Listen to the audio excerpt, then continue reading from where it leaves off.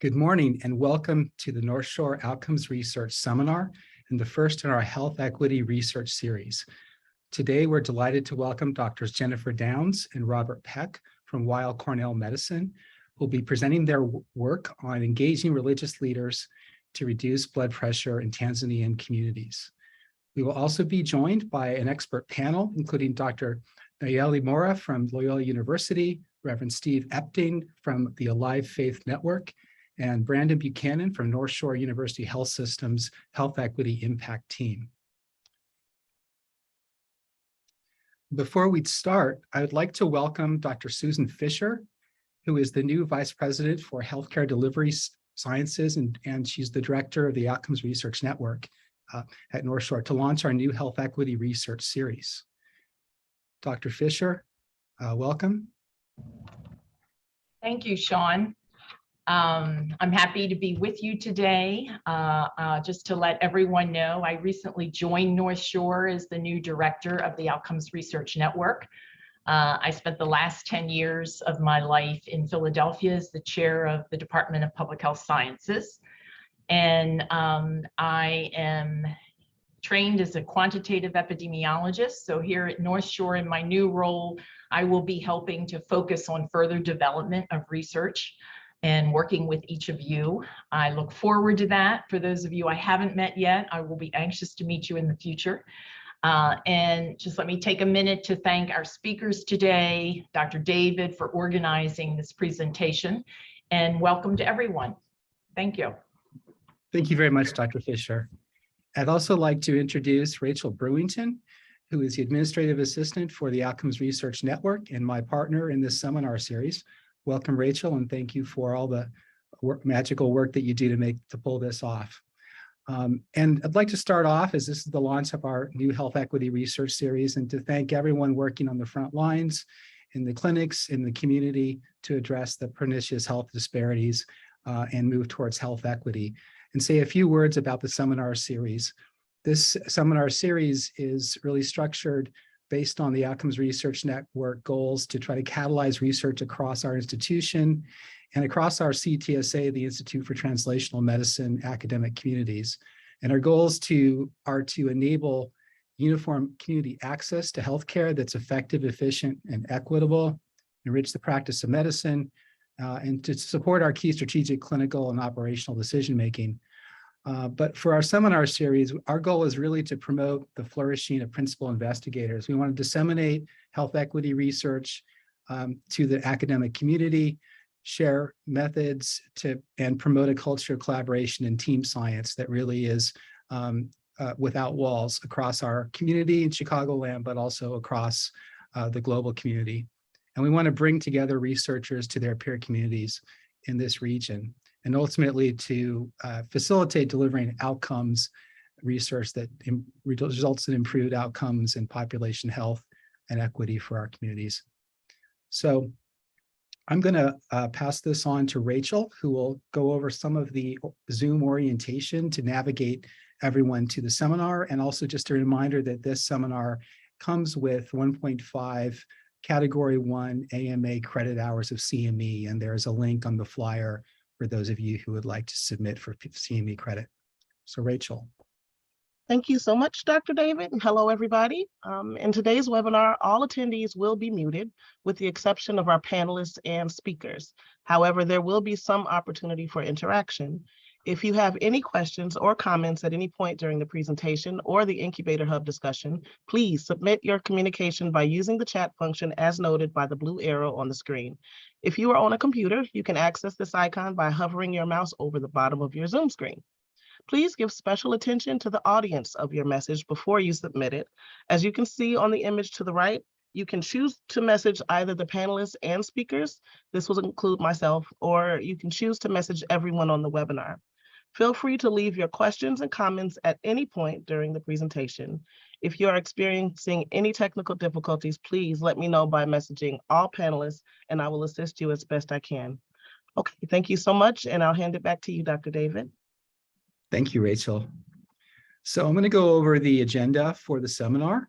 This is a 90-minute seminar, and following our introductions, we're going to welcome our guest speakers, Dr. Downs and Peck, who are actually presenting from Tanzania today.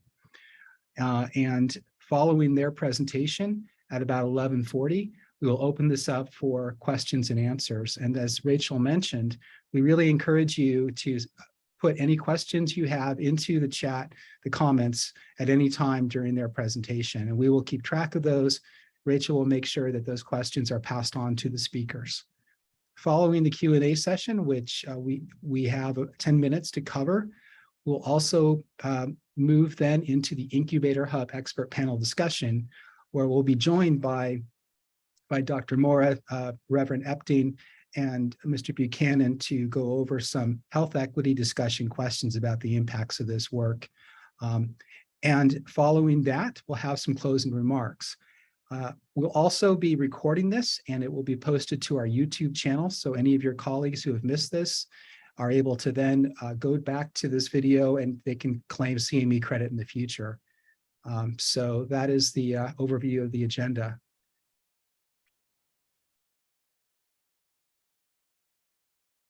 Right. So without any further ado, I'd like to welcome our speakers, Dr. Jennifer Downs, Associate Professor of Medicine, Microbiology and Immunology at the Center for Global Health, Weill Cornell Medicine, and also the Weill Bugando School of Medicine in Mwanza, Tanzania.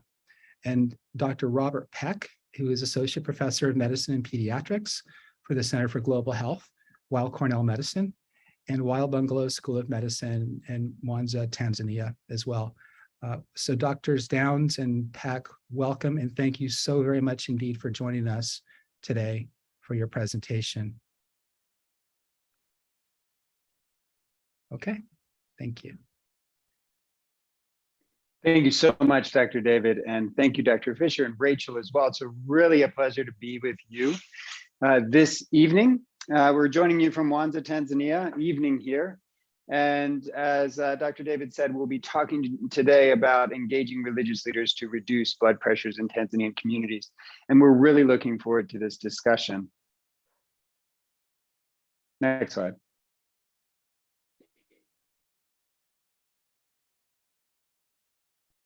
Next slide. Great. Yeah, next slide. Sorry. Thank you, Rachel. So I'll be presenting the first half with some of the background, and then it will be going on to Jen. We are presenting this, if you can go back one slide, Rachel. We're presenting on behalf of a whole team. This is really a team scientific effort involving a number of different institutions here in Tanzania, including the Mwanza Interventions Trial Unit, which is our home trial unit here in Tanzania, led by Saidi Kapiga, who's one of the co-investigators in this project.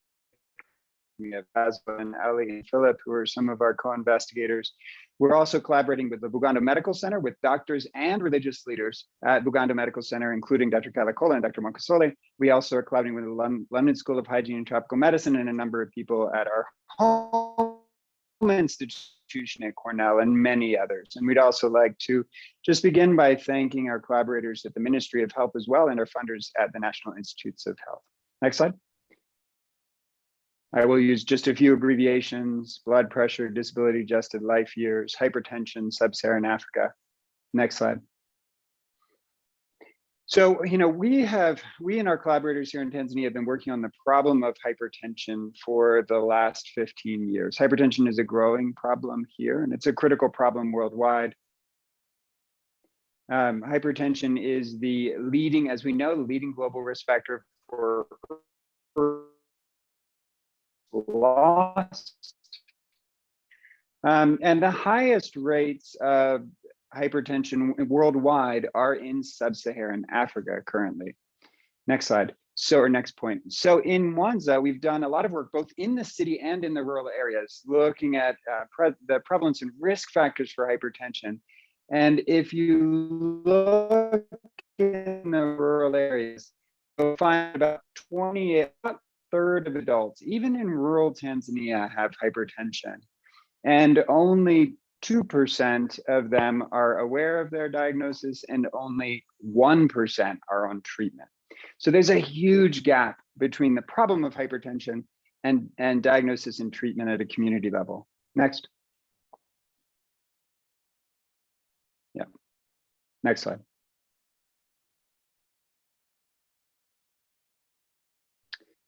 So we all know that blood pressure is directly correlated with risk for cardiovascular disease, both at an individual level and at a community level. So this is a figure from a recent, well, relatively recent meta-analysis looking at the relationship between blood pressure and stroke mortality. And you can see this is monotonic, or really a linear relationship from a rather low blood pressure of 100 systolic to high blood pressure, a monotonic relationship between blood pressure and stroke mortality. We know, therefore, that even small reductions of average blood pressure at the community level can lead to large decreases in absolute numbers of premature deaths. It's been estimated, for example, that a 3 millimeter of mercury reduction in systolic blood pressure at a community level could translate to a 13% reduction in mortality due to cardiovascular disease. Next. Yeah, thank you. Next slide. So, we've done some work with our partners here, looking at health systems interventions to improve management of hypertension at a community level. And the conclusion from this work has been that improving health facilities is absolutely necessary, but it is not sufficient to reduce blood pressure at a community level. So we recently completed a cluster randomized trial funded by the Medical Research Council in the United Kingdom. The aim of the study was to look at the impact of a health systems, health facility strengthening intervention to improve the capacity to manage hypertension in primary care facilities. Next. The intervention for this study was a health systems intervention where we went into health facilities, we trained healthcare workers, we did patient education in waiting rooms, we made sure that there was provision of basic equipment and guidelines, we strengthened drug supply chains, and the outcome of this study was very positive. The intervention facilities, our primary outcome was preparedness, according to a World Health Organization scale of preparedness for hypertension management. And the preparedness ratings in intervention facilities were 77% versus 41% in control facilities. So we almost doubled the preparedness of these facilities for providing care for hypertension. So this was a great outcome. Next. And we also saw that the intervention was effective in, We also saw that the intervention was effective in increasing the knowledge of healthcare workers, as well as reducing patient waiting times, increasing correct management, and increasing medication availability. So the intervention was effective on many levels in the health facility. Next slide.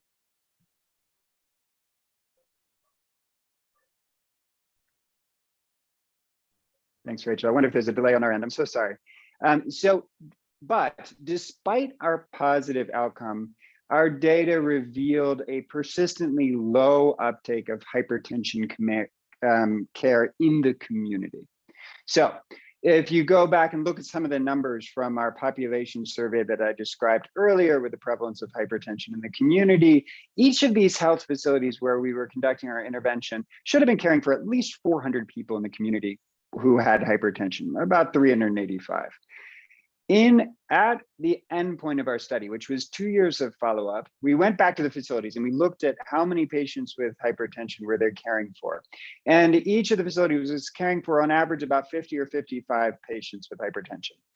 That means that only about 14% of the estimated community cases of hypertension were receiving care for hypertension by the end of the study. Next. So there remained a huge gap, even after this health facility intervention, there remained a huge gap between the care provided at the health facility and the need at the community level.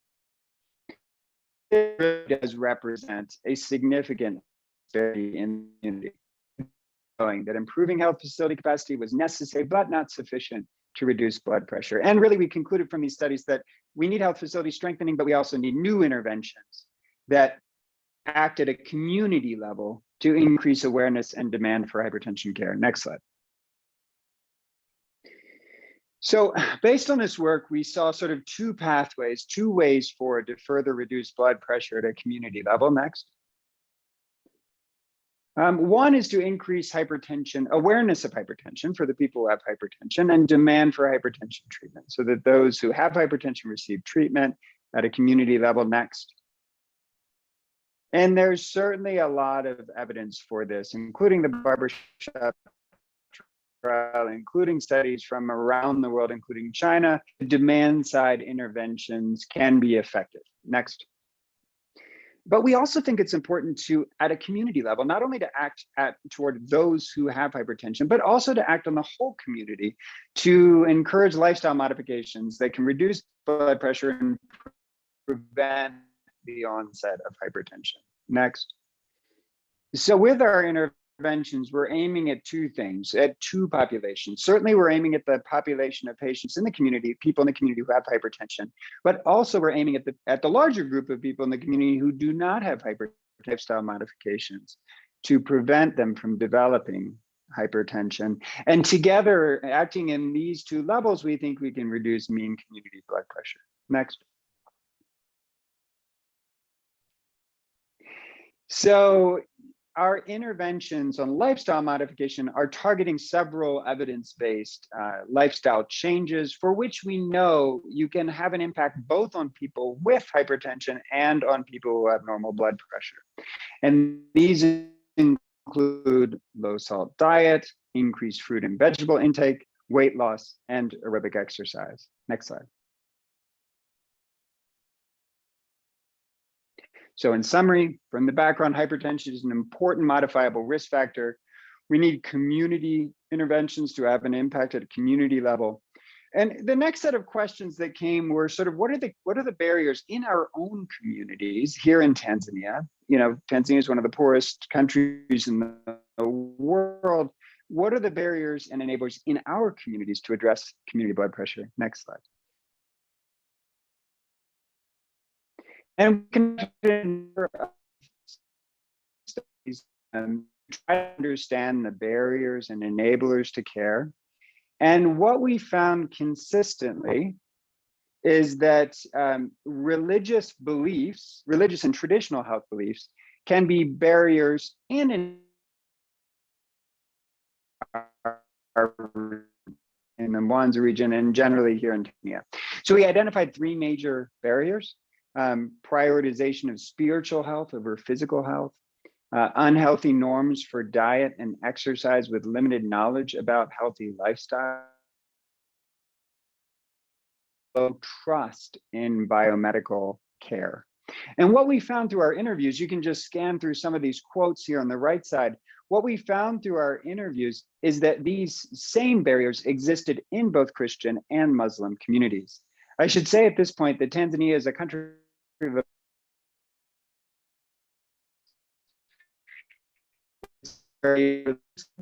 people, 95% of the population would consider themselves religious and would classify themselves in one of those groups. And we found that these barriers were consistent between the two groups. Next slide.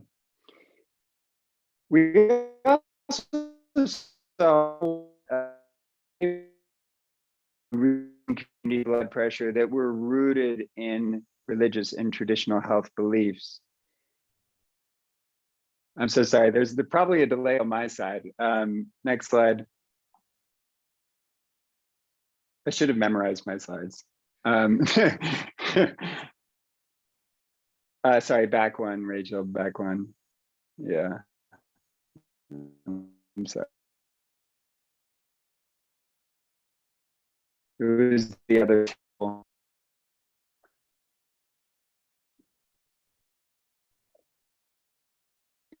Or maybe you can take my word for it. There were definitely some enablers. At a community level, it's breaking up pretty badly. Okay. I am so sorry. Do you have your?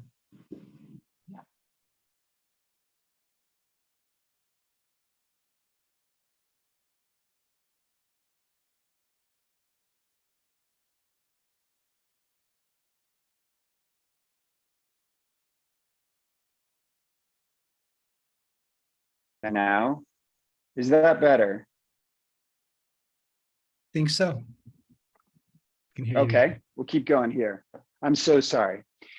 So we found that religious beliefs can also enable blood pressure control. And some of the enablers that we identified in our studies were religious beliefs can promote biomedical care. Religious leaders were ready to educate and become educators. And religious leaders were influential as trusted community members. So you can see, again, these beliefs were held both in the Christian and the Muslim community. I'll just read a couple of these. A Christian man told us we should not put God far away. He should be the first one. We should pray to God and to bless us. But the second step is to check our health. And a Muslim man said, most of the scriptures really encourage us to use medicine. Next slide.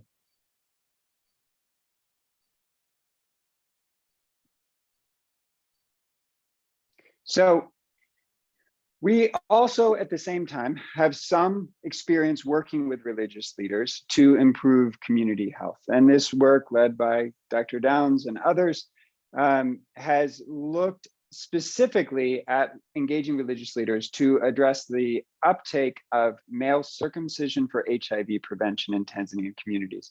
And this was a community program for HIV prevention that was being rolled out several years ago here in Tanzania.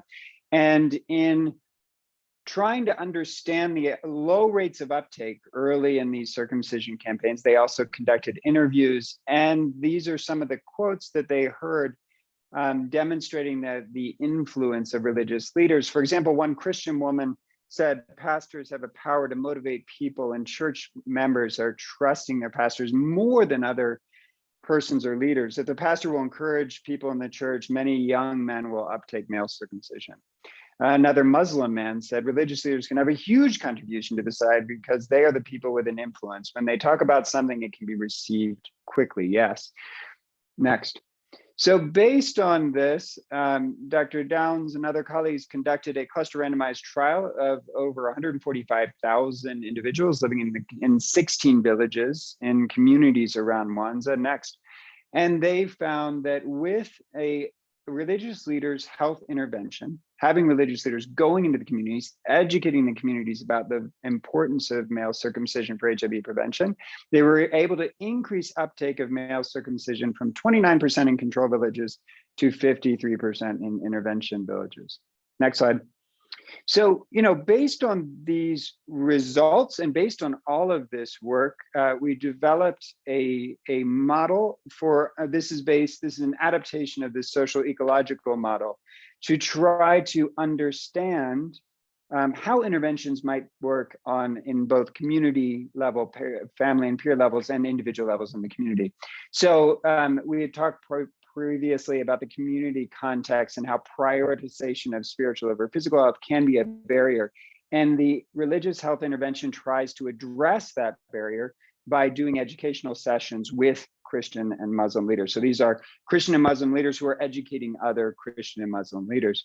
And the impact is that those religious leaders are then equipped to understand the congruence of physical and spiritual health and to teach about these topics in their churches or synagogues. At the family or peer level, as we mentioned before, there are many unhealthy norms for health with limited knowledge of healthy lifestyles.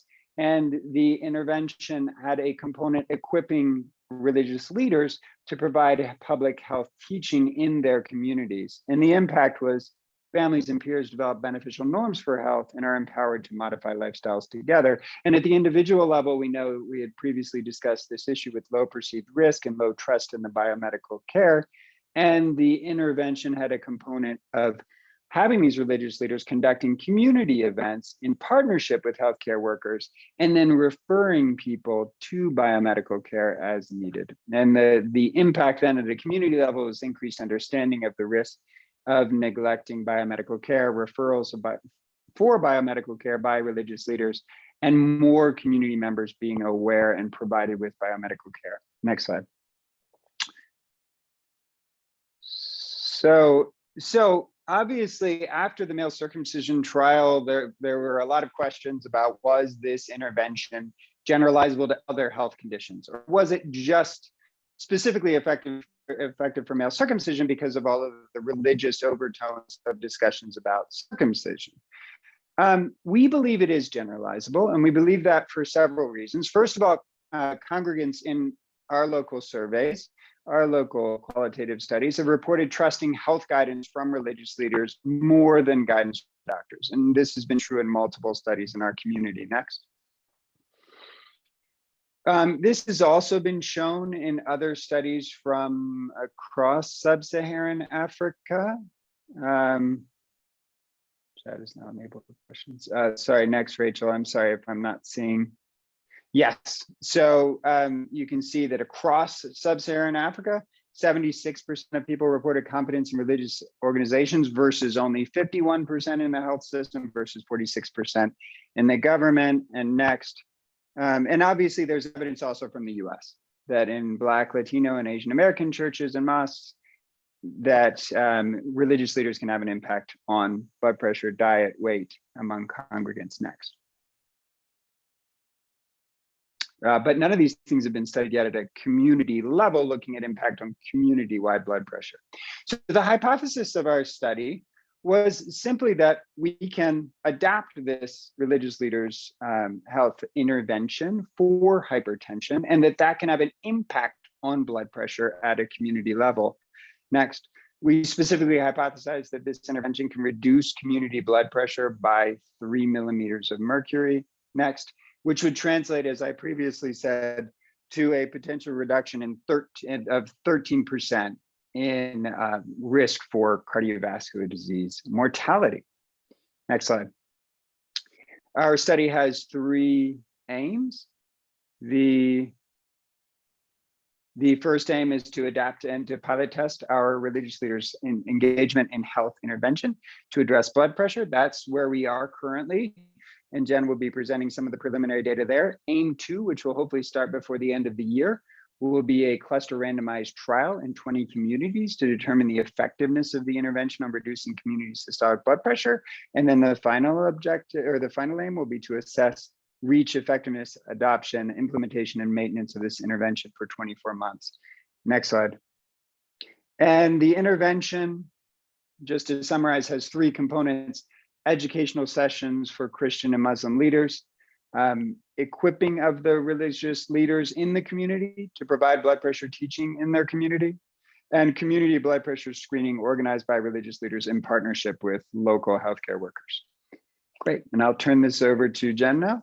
Okay, so for aim 1, we are doing the adaptation of our prior curriculum that we used to teach Christian church leaders about meal circumcision, and we are now adapting it, obviously, to be related to blood pressure and to include both Christian and Muslim religious leaders. So we are doing this using the ADAPT-IT model. This is a framework for adapting curricula. It's got 8 steps here, 1 for each of the letters. Just to quickly summarize, you begin with conducting focus groups, really understanding the community's views, which was some of the data that Rob presented. From there, deciding exactly which aspects of the existing curriculum will be adapted. And then you begin sort of a series of revisions and adaptations. So there's a theater test in which you pilot practice this seminar for a small group and get feedback. I'll talk a little bit about that, which occurred a couple months ago. After that, they're working on redrafting the intervention, getting input from topical experts, integrating all of that, and then training the team on the hopefully nearly final curriculum, and then pilot testing it. And the hypothesis of this aim is that this adapted intervention would be viewed as acceptable, appropriate, and feasible by at least 80% of religious and health leaders. Next. So just to talk a little bit about what this intervention really is, it is a 2-day educational seminar for religious leaders. This is a picture of one of these sorts of seminars, and followed by every 2 months sort of mentorship, smaller group, working group meetings to talk about how this is playing out in their communities. So the educational seminar is a 2-day seminar that really focuses on both knowledge and practice.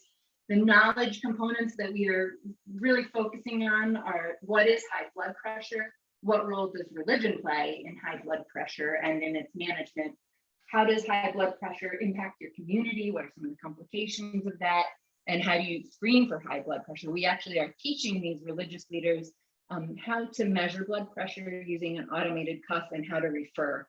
And then in practice, it is practicing screening for high blood pressure among other people, and then to make a plan for organizing screening events in collaboration with health workers in their communities.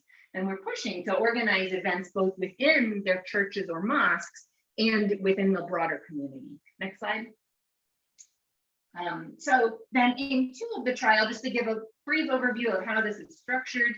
Once this curriculum is finalized, we will be rolling it out in 10 communities out of 20 that are randomized. So in the Mwanza region, we estimate that about 75 communities are eligible for this study, and that's based on having a population between 10,000 and 30,000 people and being at least 15 kilometers outside of Mwanza city. Then we will stratify by the size of that community, greater than or less than 20,000, and randomly invite communities within each strata until we have 10 per stratum. The communities will be randomized, all communities, before any intervention takes place, will receive this pre-intervention preparation. And so that involves going to each community's health facility and ensuring capacity to measure blood pressure, to manage it, to treat it, ensuring that all equipment is there and capacity for that.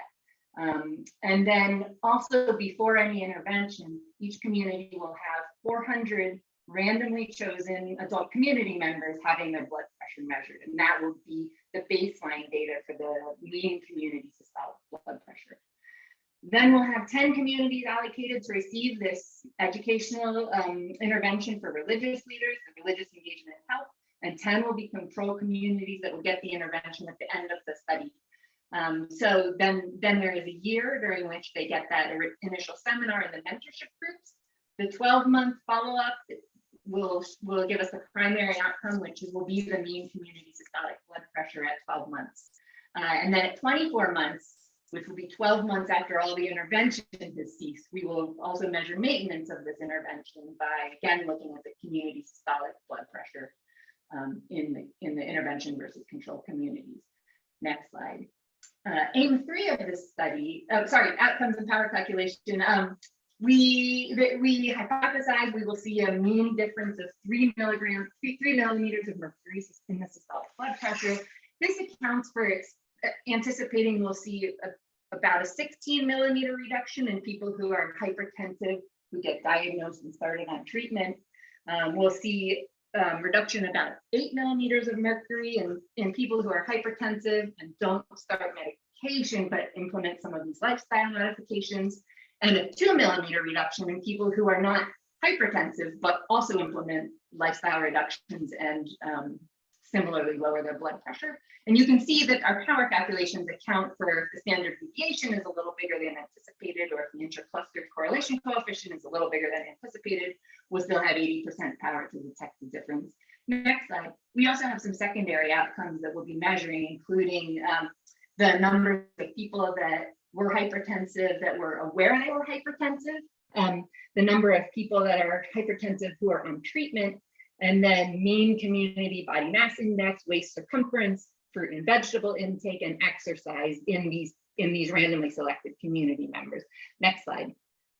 And just to give a little detail about aim 3, this is an implementation aim. So this is a hybrid type 1 effectiveness implementation trial where we are primarily studying the effectiveness on systolic blood pressure, and we are also looking at implementation outcomes. We are doing this using the RE-AIM framework. And the purpose of this aim is really to be able to refine this intervention so that we can further improve it for future iterations. And so for this aim, we have a number of methods of different data collection, both qualitative and quantitative. Next slide. These include in-depth interviews and data collection from even health facilities, really designed to help us understand about the reach. For example, numbers of religious leaders who are invited, who attend and then continue to attend the mentorship groups. I'll just skip through a few of these, but a number of community chairpersons who agree that they want their community to participate in a trial like this.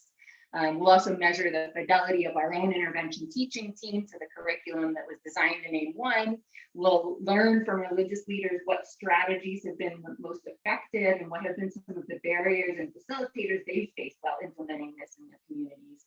And then I mentioned maintenance, not only the mean systolic blood pressure, but Also, have community members heard blood pressure discussed in a religious context in the past 12 months, and other measures such as that. Next slide. So there's a number of things that we think are innovative about this proposal. First, it really aims to fit public health messages with religious beliefs. I think that's so important for some communities, particularly we find that here in Tanzania. The Western impulse to separate science and religion is really an impediment to facilitating people's health when they are deeply religious for the most part. Second, there's a lot of flexibility for religious leaders. We see this as very much empowering the religious leaders with knowledge about blood pressure and the ability to test for it and refer and help community members. But they're the ones that have the wisdom to really think, how is this best going to reach my community? How should I explain this? And they draw on their intrinsic gifts as leaders. So it empowers them. Also, it makes it more flexible for adaptations to other communities, other settings, potentially other topics. Third, the use of the mean community systolic blood pressure as a primary endpoint is different than many trials that look kind of pre and post in the same people and see if the blood pressure was lowered. We really hypothesize that the religious leaders are so trusted and influential in their communities that these messages will spread beyond churches and mosques and out into communities, and that the blood pressure can be lowered in the whole area. And then finally, it was a creative way to engage men. I think we saw that with the male circumcision trial, and we struggle with this in the US, we struggle with this here. It's hard sometimes to get men to engage and stay retained in care.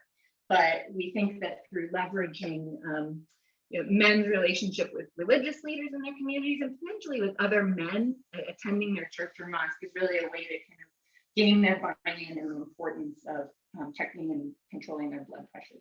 Next slide. We of course recognize there are limitations that we will face. Some leaders may feel that they should be focusing on spiritual health. In our experience, if they arrive at sort of the seminar this way, many of them quickly come to understand that both can be prioritized together, and they see the importance of physical health in their communities. Some leaders may learn that they have hypertension with the seminar. This is a very big issue. It's also a very big opportunity, and I'll talk in a couple minutes about how we experience that in our theater tests. A challenge could be that identifying many cases of hypertension could overwhelm the health facility. At the time we are strengthening the health facility before the actual intervention, we will work with the health workers at each facility to make sure they are able to streamline care, to make sure they would be able to understand and think about how they could allocate work in the event that this happens. And we have a team member that will be visiting every dispensary, every health facility every week to check on how that's going. Fourth, religious leaders may not perform blood pressure screening correctly. We're working hard on this.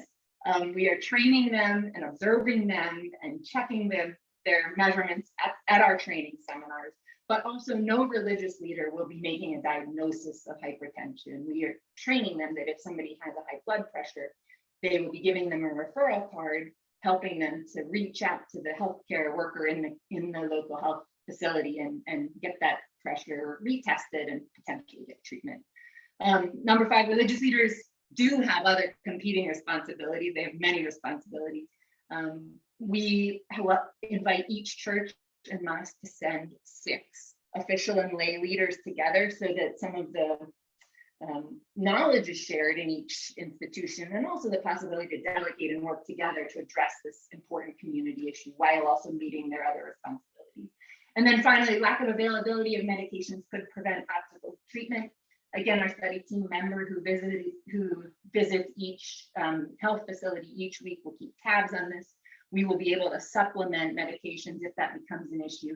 It is a priority of the Tanzanian Ministry of Health that several basic blood pressure medications are available, are stocked, and are free of charge. So we will be able to mitigate this if it happens, but we don't anticipate it will be a very big problem. Next slide.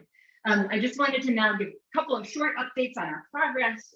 We have been adapting the curriculum with the Adapt It framework, as we showed. here are examples of a couple of our slides, just to give you a sense of sort of what the curriculum and teaching looks like.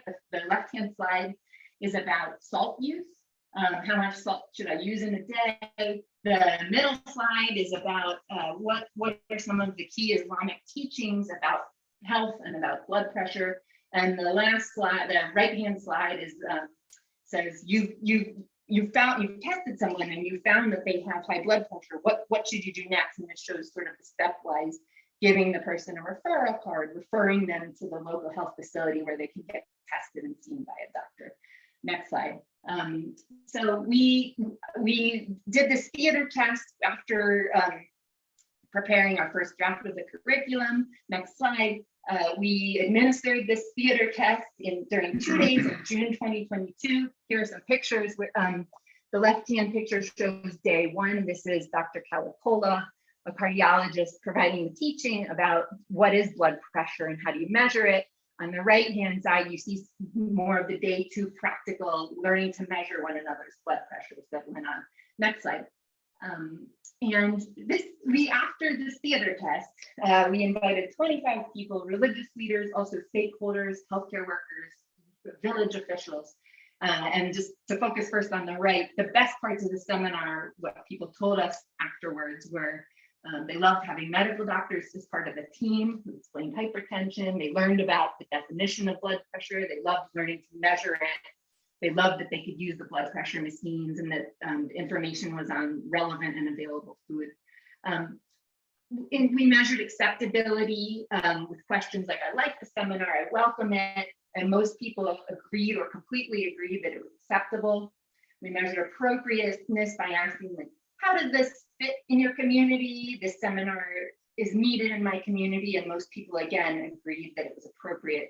Where we struggled more was feasibility, when we asked questions like, this seminar seems possible. This seminar seems implementable in my community. Next slide.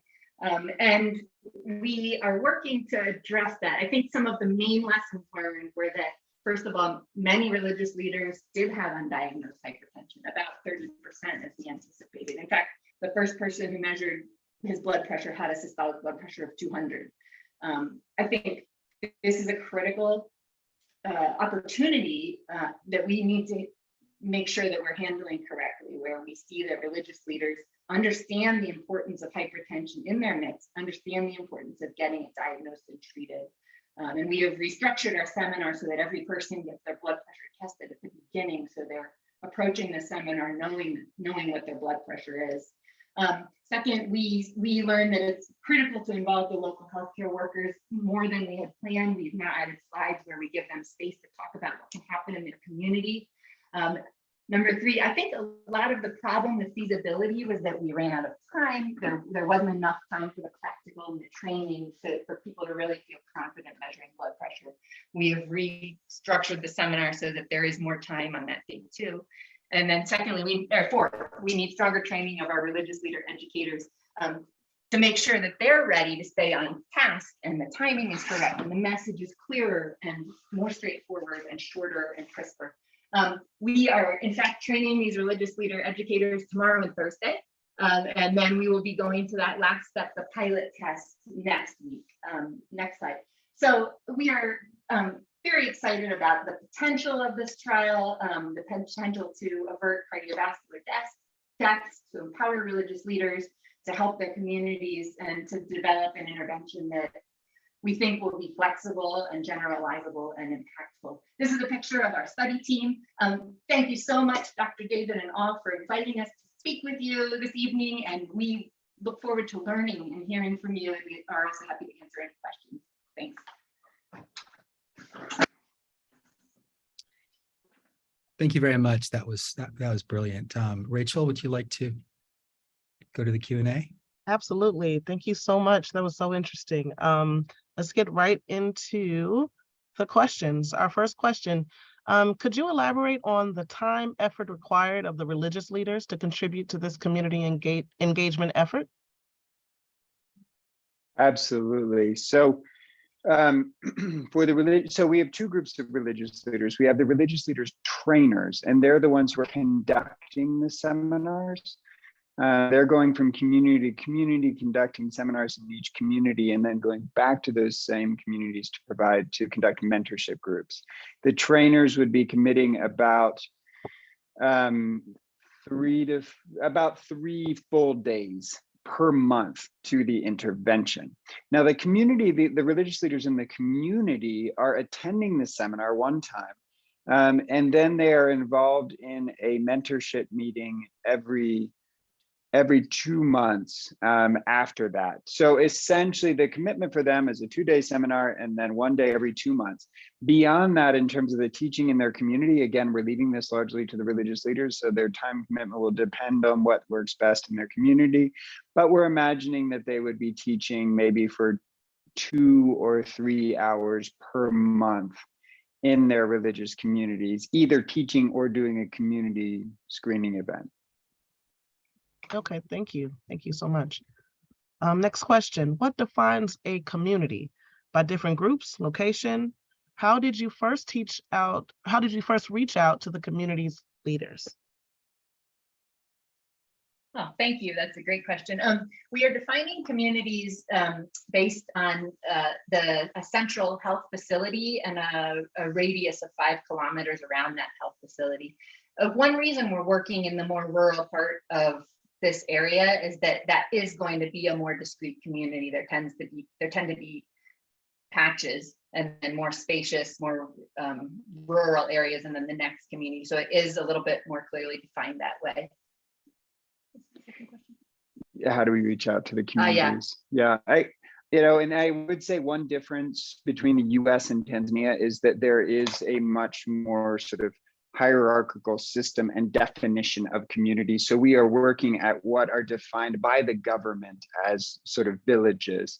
And each of these, as Jen said, has a health facility. And in terms of reaching out, because of that hierarchy, our reaching out to the community goes from sort of the regional level. We have to get approvals at a regional level, then to reach out to the district level, then to reach out to these village levels. So we get all those approvals, but then once we get to the district level, we meet with the local leaders, or once we get to the village level, we would meet with the local leaders in that village who would then introduce us to the religious leaders. So that's sort of the appropriate hierarchical protocol here in our setting, and that's how we would approach those communities. Okay, got it. Thank you.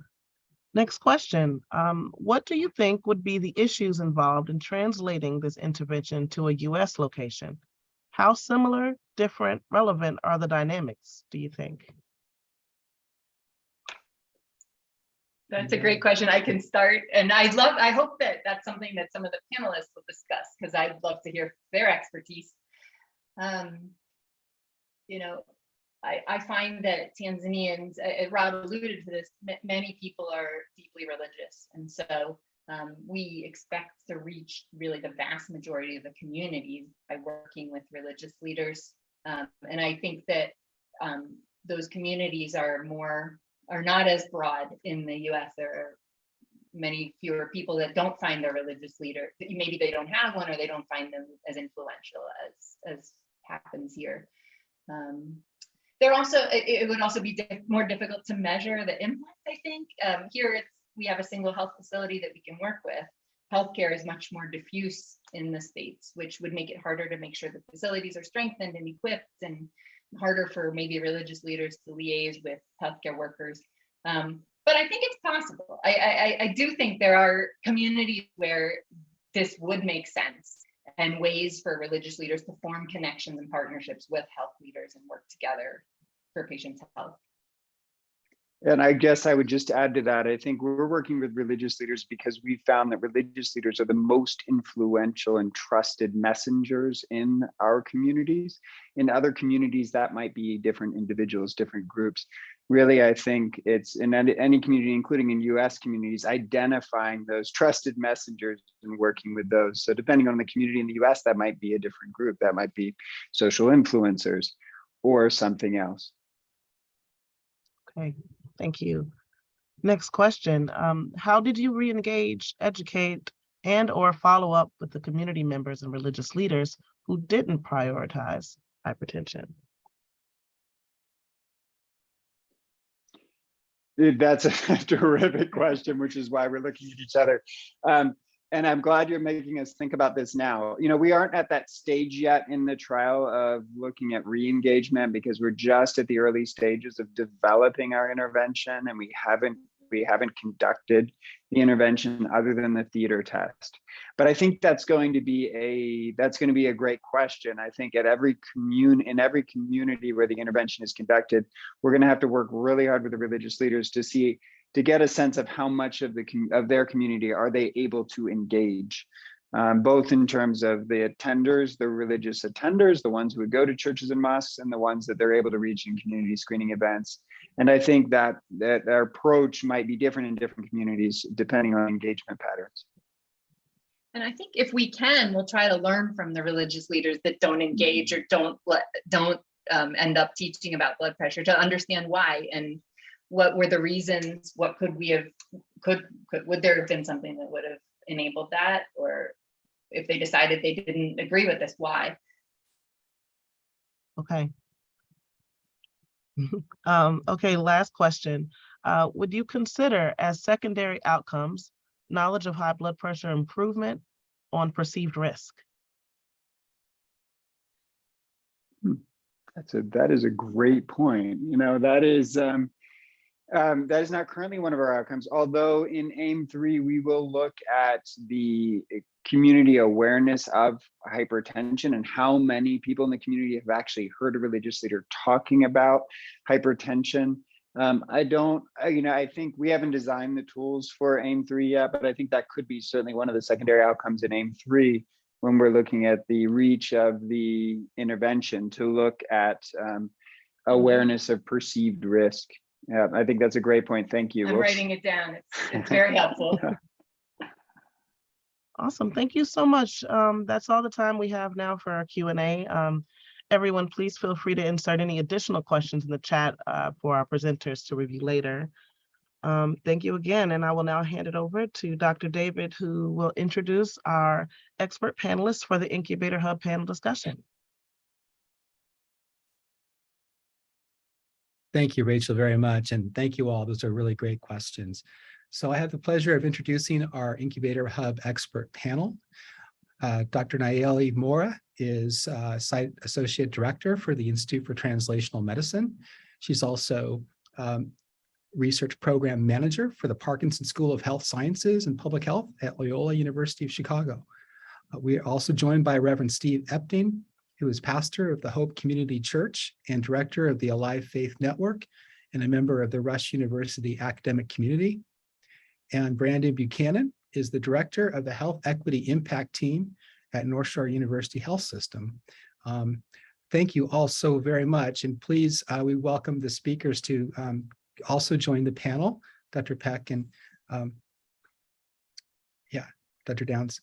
Thank you very much indeed. Okay, so I would like to move on to some discussion questions. We watched a very powerful presentation, and I'm really eager to hear your reflections on the work that we heard today.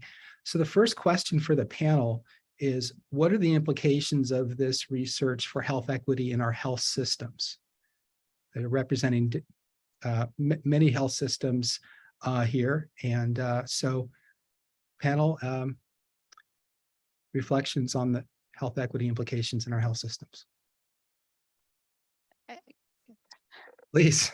I can start. I think it's very important, and that lesson that they show us very early in the slide is that just focusing on health systems is not enough, right? It's not enough to get the point of health equity, to reduce these gaps in health disparities. We need to involve other stakeholders, and I think that bringing, in this case, religious leaders as the trusted members of that community is very smart. So whatever the trust leader will be in your community, that can change the systems and the context in which an intervention that is evidence-based will be successful.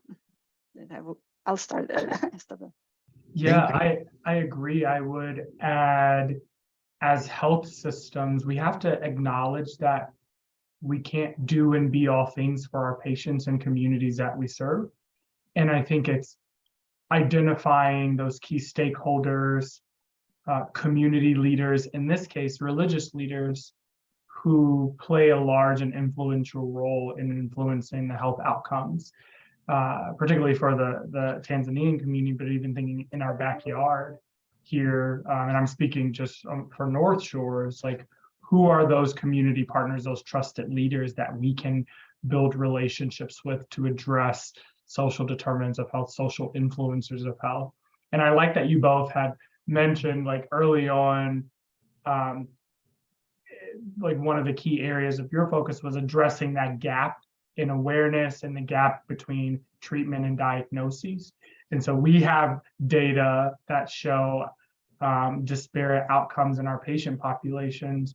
And how are we working to, and this is just a question that we still like haven't figured out, but just how are we working to address the gap in that disparity, and what are some of those things? So I think just in summary, like we have to really identify like who are those, as health systems, identify who are those community leaders, influencers, and then work with them to say, how can we partner to close this gap?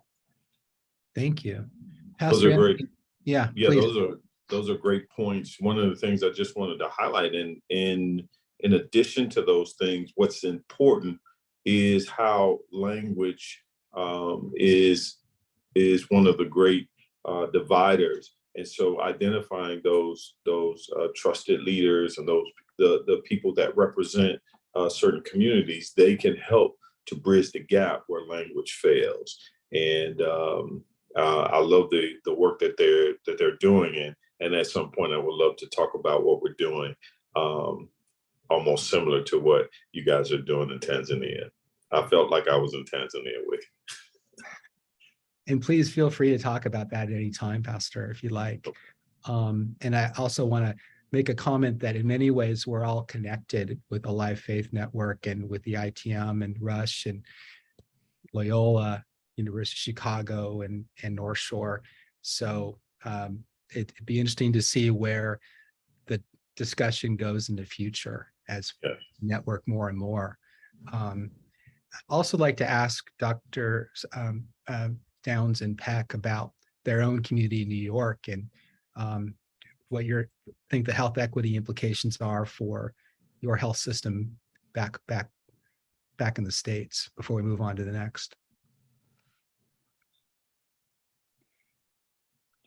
Go ahead.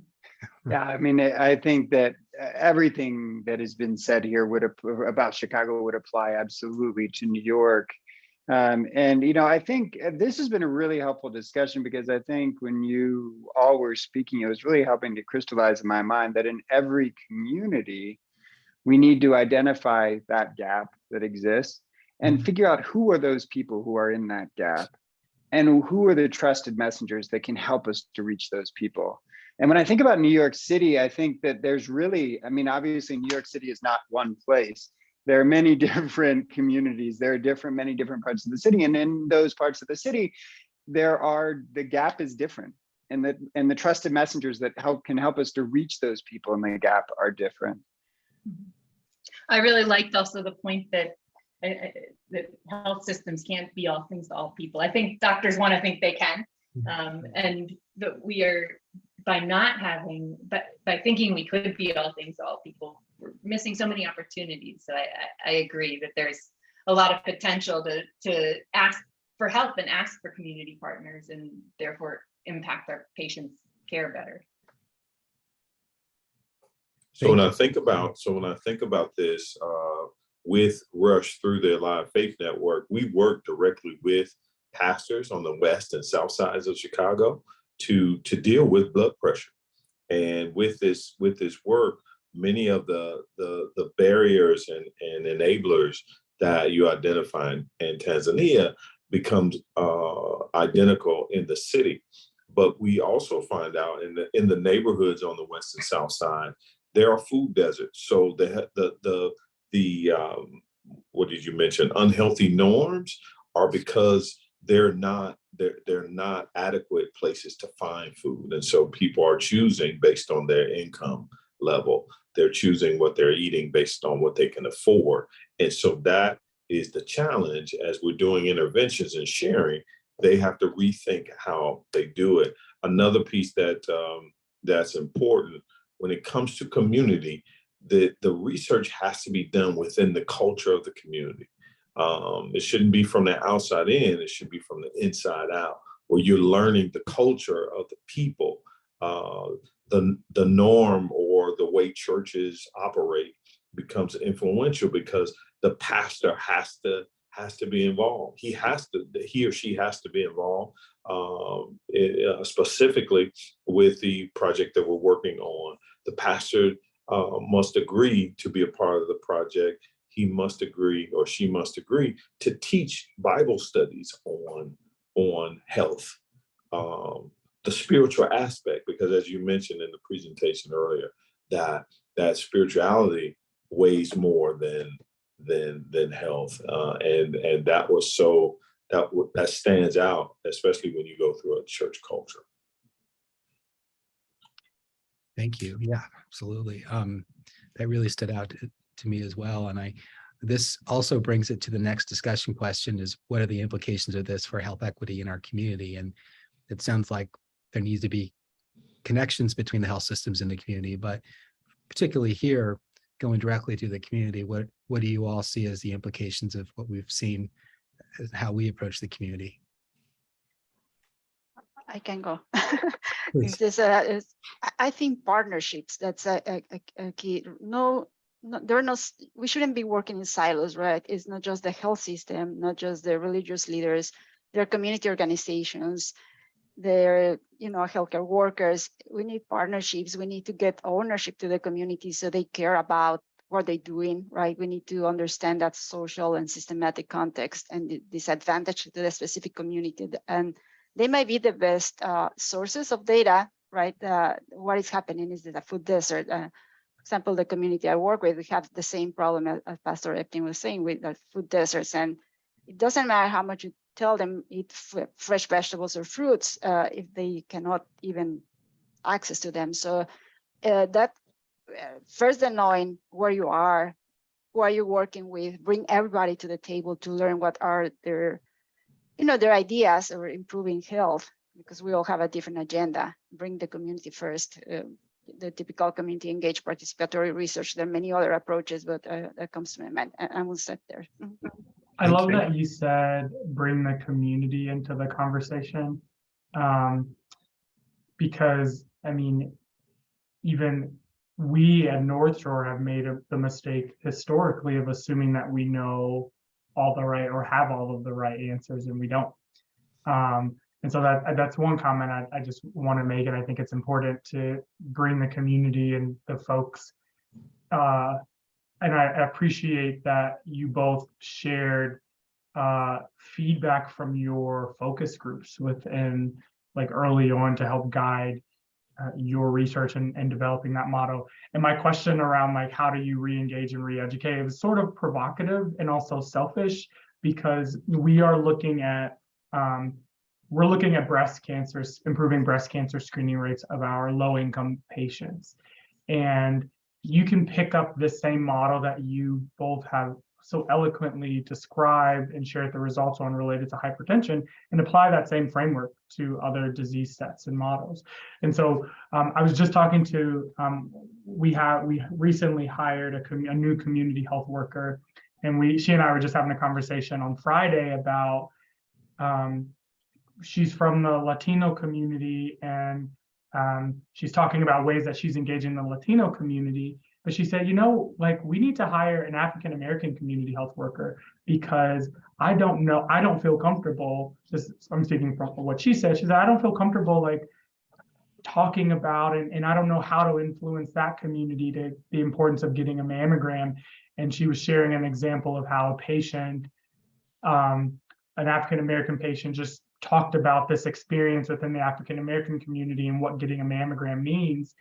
And we were just racking our brains to say, okay, well, how do we follow up and re-engage this patient? How do we partner with someone else who knows this community from a Black woman's perspective to provide that education? And so when I think about and ask that question around, well, how are you both circling back with those community members and those religious leaders who said, nah, I'm not interested in this hypertension education, or, my religious beliefs just absolutely don't support this.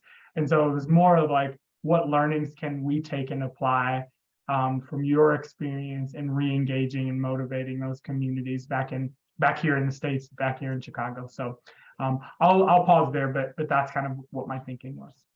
Brandon, that was great information. I want to just add to that is that to re-engage, you must have relationships. So these can't be just relationships of research. They have to be relationships that may become personal, that may have different connections to it. I remember the same thing as it relates to COVID. People didn't want to get involved with COVID, but because we were in the community and we stayed in the community, eventually something happened that caused them to come and ask questions. They didn't want a shot. They didn't want to take tests. But after a while, they began to come in and ask questions about family members, about friends.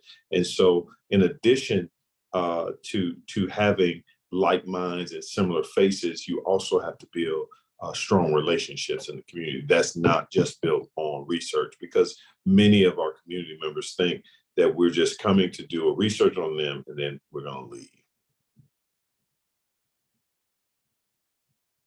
That's a great point. Yeah, I would just add on to that. I mean, I think that this is absolutely critical. And I think so, we've been living and working here in Tanzania for the last 15 years. And I think the most meaningful moments in this work have been the moments we've been learning from and learning with the community. And, getting back to some of the issues of health equity in the community, you mentioned about food deserts in the US. And interestingly, we have something similar in Tanzania. Tanzania is the tropical environment. Fruits and vegetables grow really well. People are not going to grocery stores for food. But what we've learned over the years, over these many conversations in the community, is that people see fruit as primarily a source of income, not as something that adults would eat. It's something you pick off your trees and you sell to the city. So many of these rural communities in Tanzania, if you drive into the communities, there are giant mango trees with thousands of mangoes, but every single one of those mangoes is going to be sold into the city.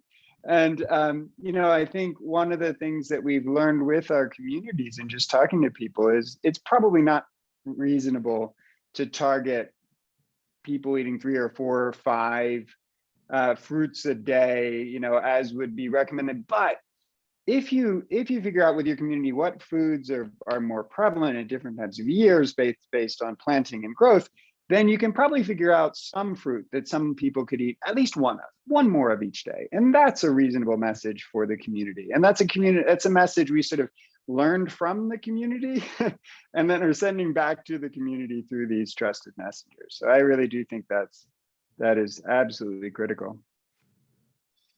We have a comment from Dr. Cruz Knight for the panel. Do you feel that more needs to be done to engage healthcare providers to understand the need to build trust with patients in the community in order to have successful therapeutic partnerships? Oh, definitely. I'm sure everybody will agree that we have to build trusted relationships.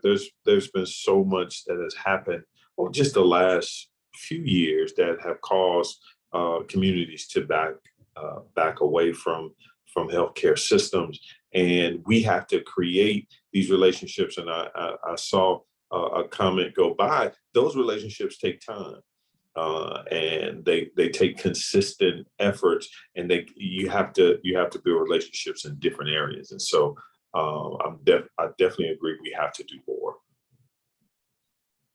And finding ways for practices to engage with the community as well, where and the training is maybe that's for our 4th discussion question about advancing approaches. But and even if I can add, please.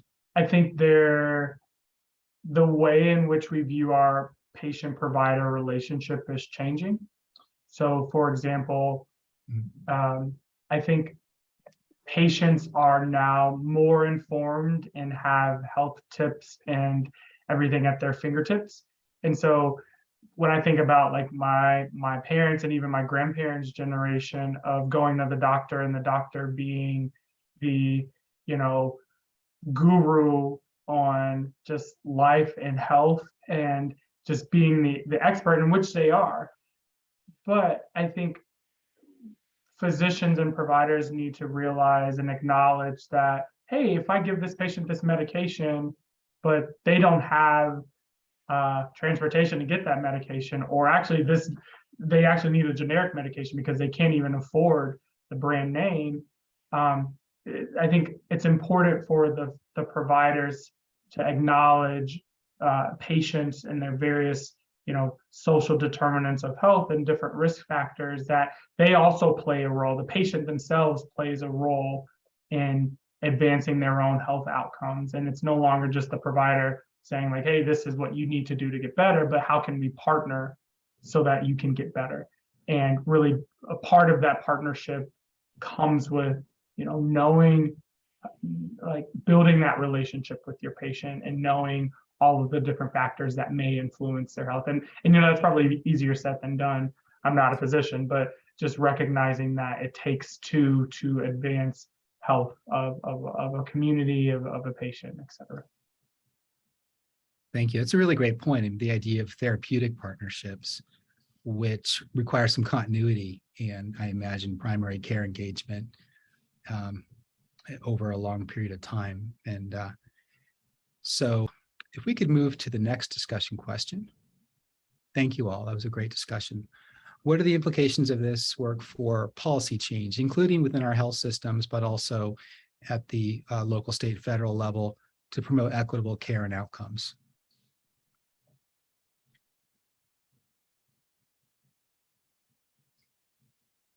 It's a big question. Feel free to think big.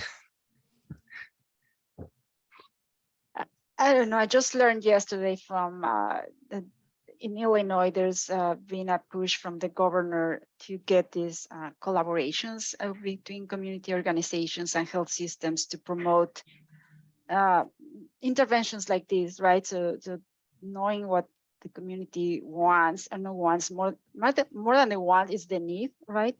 We need to ask them, but again, creating these partnerships, I think that's going to make strong and having the buy-in from the government is important because the dollars come from there, and actually make it sustainable. We haven't talked about sustainability. There's a point I want to bring out when we design these beautiful interventions and we come with our heart and trying to do that, we should be thinking about sustainability, because it's not like my funding ends, then what, right? So I think it's fair to think that from the designing of the project to do that. So I don't have too much knowledge about policy change. I will leave it there. Difficult. But it sounds like there might be something at the state level to support these partnerships, maybe some funding, and it's exciting.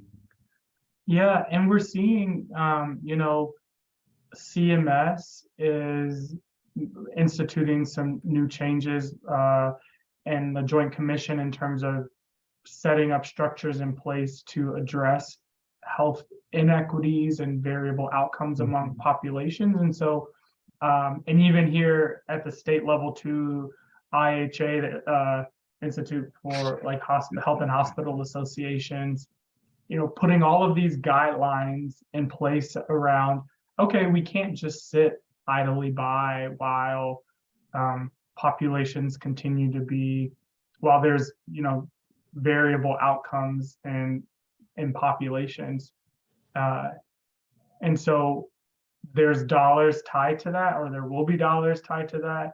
And I think the first step is that, like, from a policy level, hospitals are now being held accountable, like North Shore specifically is my lens, like we're being held accountable to setting up structures in place to look at health disparities, develop action plans, and set measurable goals, and then develop action plans to address those disparities. And we're kind of seeing that slowly from our payers, but also at both a federal and a local level to set those structures up in place. And I think also, might say something else, like talking about outcomes, not just focusing on health outcomes, we should be pairing a social determinant outcome with a health outcome, and even further with a systemic or something structural that is, having an impact in that social determinant that therefore goes to our health outcome. And I think that's how we can achieve this equitable inequity in health. So you raise an important issue, and it's relevant to the talk too about measuring at the community level, blood pressure measurement, and how do we measure at the community level incremental progress towards equity, and for social determinants, but also for health outcomes. If you have thoughts about that,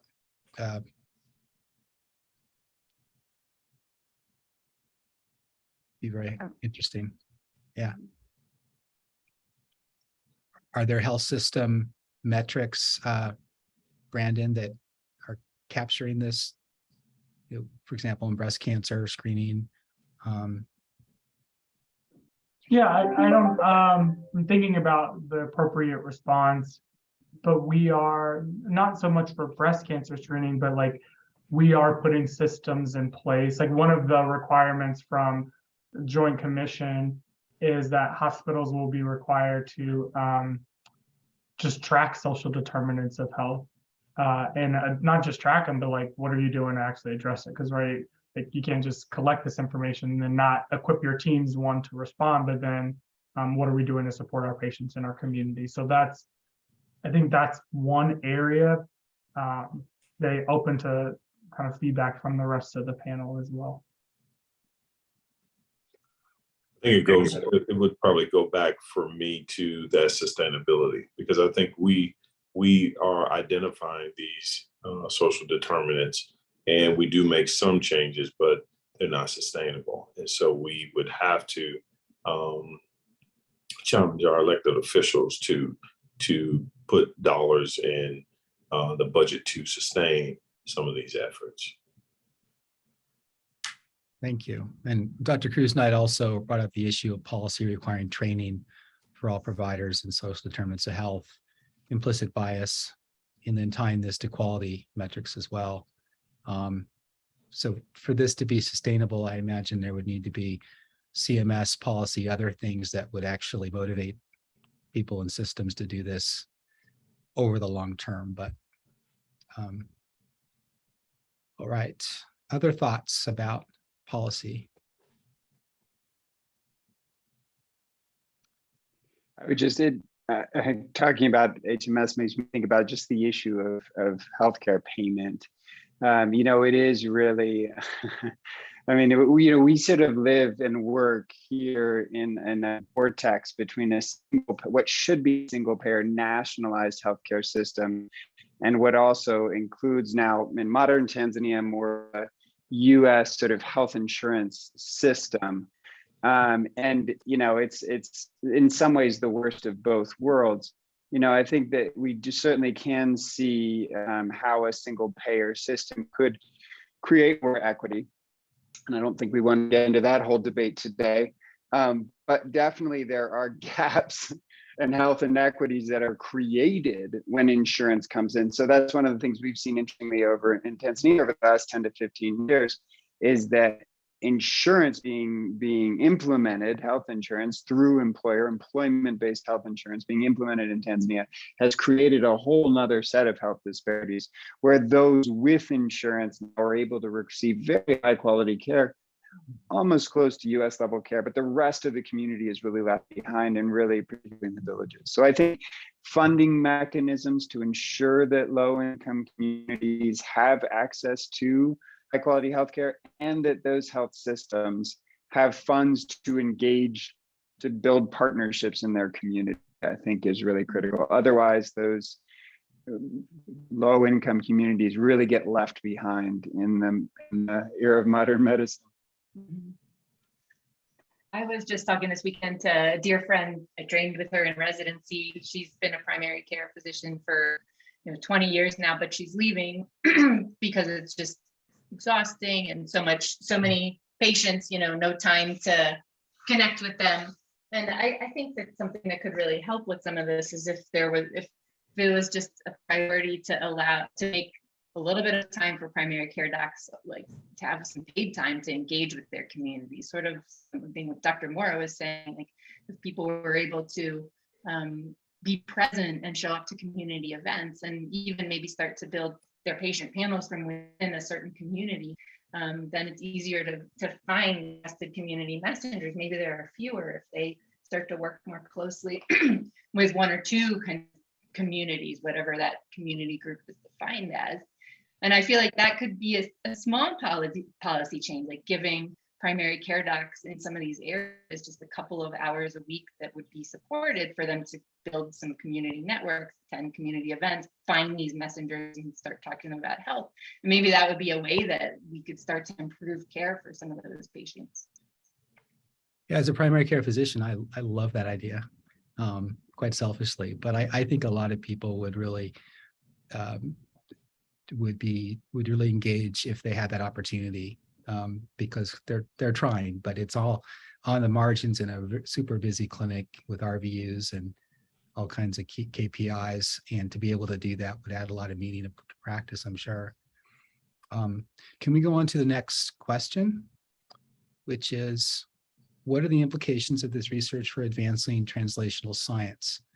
So we have we have at least one translational scientist here, actually a panel of them, but Dr. Mora, would you like to comment on? Sure. I heard the implications a lot. I think it's a beautiful intervention, but I'm thinking adaptation, right? And adapting this evidence-based, how generalize that but we need to be very knowledgeable that adapting is good, and we need to adapt to our cultural context. And probably I was asking about all those other measures, and I will add also retention was mentioned, that satisfaction, all those they're not to be insignificant, even though we don't reach our health outcome, just like the perceived risk, right? If I perceive like my risk is increased of X or Y, maybe I get in a stage of ready to behavioral change that at some point I'm gonna go to another behavior. So getting this translational science for these clinical trials to translate that to a community, it gets a lot of work and a lot of thinking, and who got to be on the table, how to be sustainable, how we're gonna scale up to get to the policy level, right, to make it work. Just thinking all the spectrum and designing from the beginning, designing big, right? Thinking about that this is gonna be big. So from the beginning, you thinking on those little steps, so it will be easier to roll up and translate. I will stop there for a moment. No, that's a great point. And Ailey is one of the leaders of the dissemination implementation core of our CTSA, and use the Adaptome and this renewable energy program that engages with the community. So this is what we're dealing with, what we're taking on in Chicagoland. Other comments about advancing science? I think including advisory groups in the community, just continuing to keep them in the loop so that they can share their thoughts and their understanding about their community is a must. One of the things that we're doing in the Alive Faith Network, we've created just a health ministry that includes all of our partnering churches, because churches, we have some awesome churches that are a part of the network, but all of them are limited because they can't do everything. And so, but we do have churches that do one thing, another church is good at another thing, but all of us together can make that work. And I think those advisory groups definitely help us to advance the science. Wonderful. Any more comments on this final discussion question before we adjourn?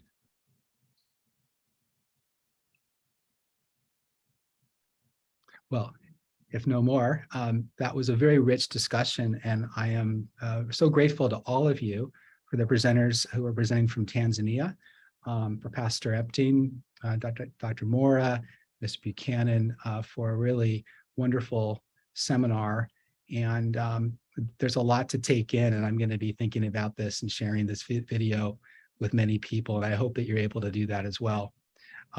But thank you all very much, and thank you, Rachel, for guiding us through this process. Also, just a reminder that there is CME available, and if you go to the flyer, there's details on how to text to get CME credit. Also, for any questions, please contact me directly.